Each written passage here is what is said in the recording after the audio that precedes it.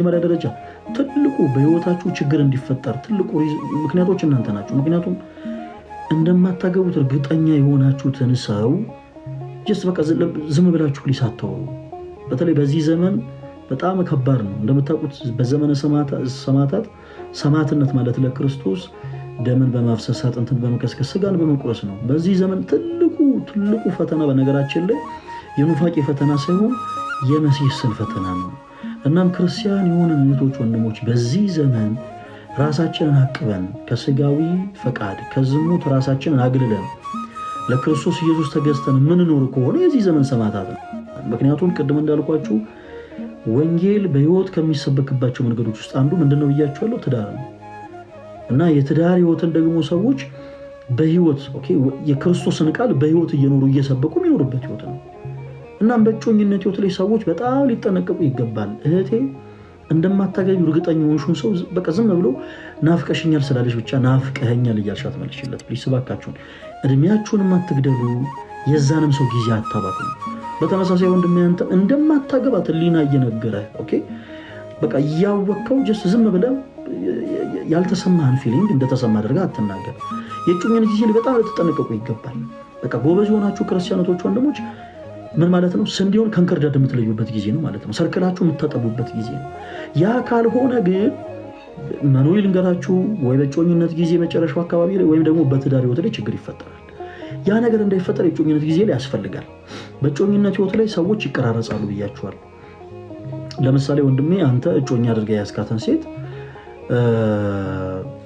በቻልከው አቅም በደንብ ልትቀርጻት ይገባል። ከመንፈስ አንግል ሊሆን ይችላል፣ ከስጋዊ አንግል ሊሆን ይችላል። ለምሳሌ እጮኛ ሆነች ሴት ስራን የማትሰራ ከሆነ ወይም ደግሞ ትምህርትን የማትማረም ከሆነ መልካም የሆኑ ነገሮችን በአጠቃላይ አንተን ሼፕ ልታደርግ የሚገባው ወደፊት ትዳር ሲኖራችሁ ሁሉም ነገር የጋራ ስለሆነ ወጪውም ትርፉም ኪሳራውም ጥቅሙም ሁሉም ነገር የጋራ ስለሆነ ገና ከሆኑ ሼፕ ልታረጋት የሚገባው ስራ እየሰራች አይደለም፣ ስለዚህ ስራ መስራት አለባት።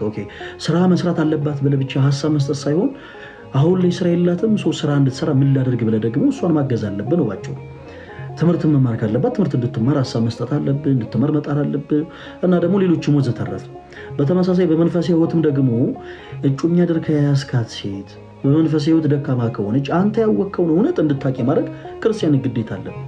በተመሳሳይ እህቴ አንቺም ልክ እንደዛ በጣም በሚገርም ሁኔታ እኔ አሁን ላይ አንዳንድ ጊዜ ራሳችሁ ትልቁን ጥፋት ታጠፉና ማለት ሰርክላችሁን ታሰፉና ማንም እየመጣ በህይወታችሁ ተጫውቶ ከሄደ በኋላ ተበደልኩኝ የሚል ድምፅን ብዙዎቻችሁ ታሰማላችሁ። እና የእጮኝነት ህይወት ላይ ጥንቃቄ ይደረግ። አንድ እሱ ሲቀጥል በትዳር ህይወት በዚህ ያነበብነው የማቴዎስ ወንጌል ምዕራፍ 19 ከቁጥር 3 ጀምሮ እንዳነበብነው ተወዳጆች በትዳር ህይወት ላይ ባልና ሚስት አንድ ናቸው ማለት የሚስት ስጋ የባል ነው፣ የባልም ስጋ ደግሞ የሚስት ነው። ስለዚህ በሁሉም ነገር ልትግባቡ ይገባል። ይሄ ዘመን ያመጣውን ወርድ አለ ደግሞ ትቀናለች ምናምን አንቺ ሜደሽ በየቦታው ይቀናል ምናምን ፕሊስ ባካችሁ መብቷ ነው ወንድሜ። በትዳር ህይወት ላይ የኖራችሁ ከሆነ ለምሳሌ እገሌ የሚባል ሰው አይቀፍህ ደስ አላለኝም ካለች መብቷ ነው። የቤተክርስቲያናችን ሊቅ ቅዱስ ዮሐንስ አፈወርቅ የባል ስጋ የሚስትም ስጋ ደግሞ የባል ስጋ ነው። ስለዚህ ያንተ ስጋ ያንተ ብቻ ሳይሆን የእሷም ጭምር ነው። ካገባት በኋላ በትዳር ህይወት ከተዋሃዳችሁ በኋላ ያንተ የለበስከው ስጋ ያንተ ብቻ ሳይሆን የእሷም ጭምር። በትዳር ህይወት አንድ ሆናችኋል። በክርስቶስ ኢየሱስ ቅዱስ ስጋና ክቡር ደም ታትማችኋል። በቅዱስ ስጋና በክቡር ደሙ አንድነት ፈጽማችኋል ማለት ነው።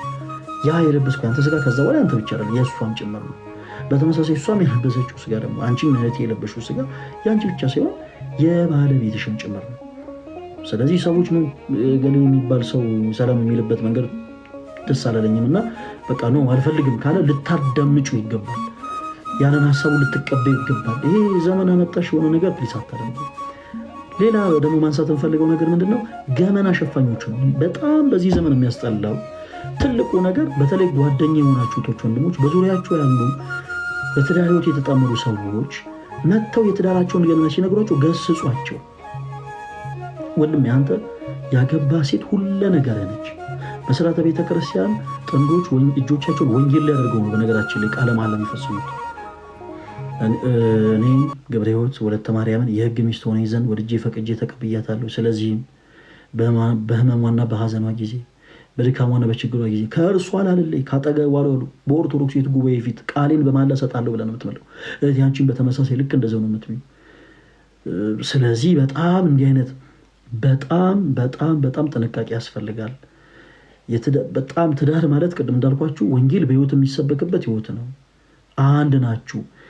ገመና ሚስት ምንም አይነት ድክመት ይኖርባት ሮጠ ሄደ ለቤተሰቦች ፕሊስ አተማ በጣም ይሄ ዝርክርክነት ነው። በነገራችን ላይ ክርስትናንም አለማወቅ።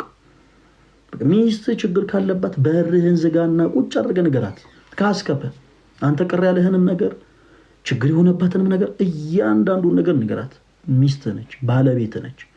በተመሳሳይ እህት ያንቺም የባለቤትሽን ገመና ወጥተሽ ለዘመዶችሽ፣ ለቤተሰቦችሽ፣ ለሌሎችም ሰዎች ፕሊዝ ዝም አይነገርም። ይህንን ሚስጥር ቤተክርስቲያናችን እንዴት አድርጋ ታስተምራለች መሰላችሁ? ቤተክርስቲያን ውስጥ ምዕመናን የሚቆሙበት ቦታ አለ። በተመሳሳይ ደግሞ ካህናት የሚቆሙበት ቦታ አለ። ካህናት የሚቆሙበት ቦታ ላይ ምዕመናን እንደማይቆሙ ሁሉ በተመሳሳይ በባልና ሚስት መኝታ ቤት ውስጥ ከባልና ሚስት በስተቀር ማንም ሰው መቆም አይችልም። ምን ማለት ነው? ወደ እነሱ ህይወት ማንም ሰው መግባት አይችልም። ልክ ካህናትና ዲያቆናት በሚቆሙበት መቅደስ ውስጥ ምዕመናን የሆኑ ሰዎች ዘው ብሎ መግባት እንደማይችሉ ሁሉ በተመሳሳይ በባልና ሚስት ጉዳይ ላይ ማንም ሰው ዝም ብሎ ዘው ተብሎ አይገባም።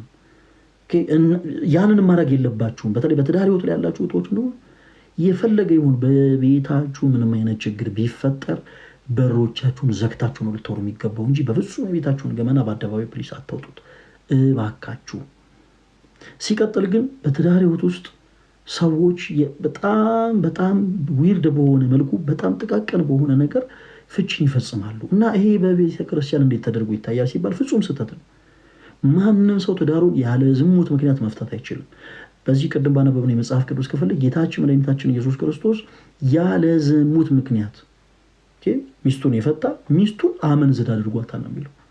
የተፈታችሁንም ደግሞ ያገባ እርሱ ራሱ አመንዝራ ነው ይላል። ስለዚህ በትዳር ህይወት ላይ ሰዎች ያለ ዝሙት ምክንያት ምንም አይነት ችግር ቢፈጠር ትዳራቸው መፍታት የለባቸውም። ትዳር ተቋም ነው። ወንጌል በህይወት የሚሰበክበት አንዱ ህይወት ነው እና ክርስቶስ የመሰረተውን ይህን ደግሞ ምክንያት ቀዳሚት ህግ ነች በነገራችን ላይ ትዳር። ስለዚህ ይህንን ህግ ደግሞ ማንም ሰው ያለ ዝሙት ምክንያት ሊያፈርሰው አይገባም። እግዚአብሔር አምላክ በእጮኝነት ላይ ያላችሁ እህት ወንድሞቻችንን የእጮኝነት ህይወታችሁን ይባርክላችሁ።